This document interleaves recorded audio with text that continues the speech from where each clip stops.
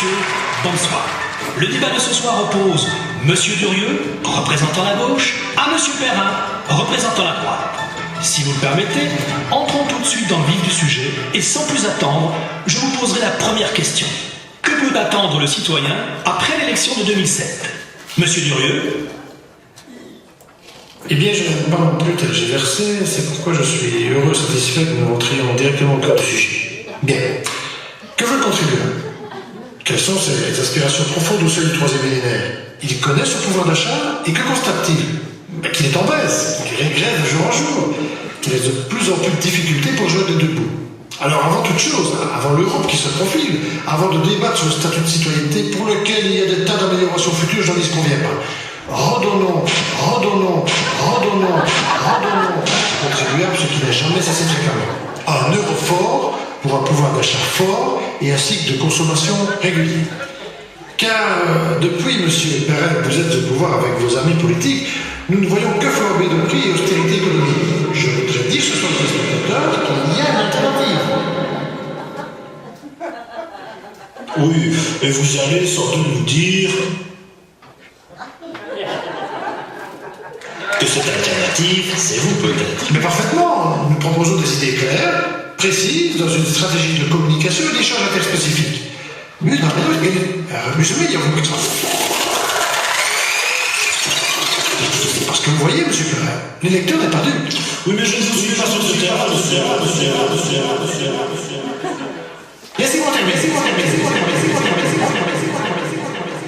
Mais vous monopolisez la parole. Mais pas du tout. Laissez-moi terminer. L'électeur voit les différentes affaires de corruption qui naissent au sein de votre parti et il veut des éclaircissements, et à juste titre. Écoutez, je suis content que vous me posiez la question, mais pour tout vous dire, je l'attendais. Et je vais vous répondre en 3 points. Premièrement, une reconnaissance déplorable et inacceptable. Deuxièmement, nous déplorons, mais nous n'en sommes pas responsables. Dans tout le parti, il y a des produits légalement. Et vous savez très bien, monsieur. Troisièmement, nous faisons très le passé. La justice fera son travail.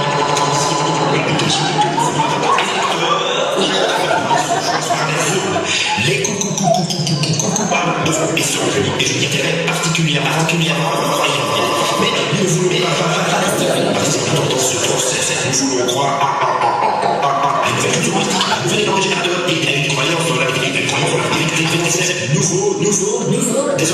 Dont vous êtes certainement. Mais tout à fait, des hommes compétents et positifs face à l'avenir, positifs face aux électeurs et positifs face à ce double objectif qui nous réunit ce soir, la relance économique dans une tolérance sociale. Écoutez, peut-on poser le mal que dire. Sinon, vous êtes certainement plus fort en parole désuète qu'en acte moraux, et que, avant de nous assumer vos discours préfabriqués, vous devriez plutôt mettre de l'ordre dans votre propre vie privée. Vous le savez très bien. Ah non, je refuse d'être attaqué sur un plan personnel, D'être attaqué sur un plan personnel. Alors je suis venu en toute convivialité. Écoutez, je vous ai laissé la parole. Sur ce plateau. Écoutez, je vous ai laissé la parole. Débat. Écoutez, je vous ai laissé la parole. Je croyais tolérant. Je vous ai laissé la parole. La politesse, ça peut laisser terminer. La politesse, ça peut laisser terminer. Vous sachez que je donne une leçon de morale à recevoir de personne et surtout pas de vous.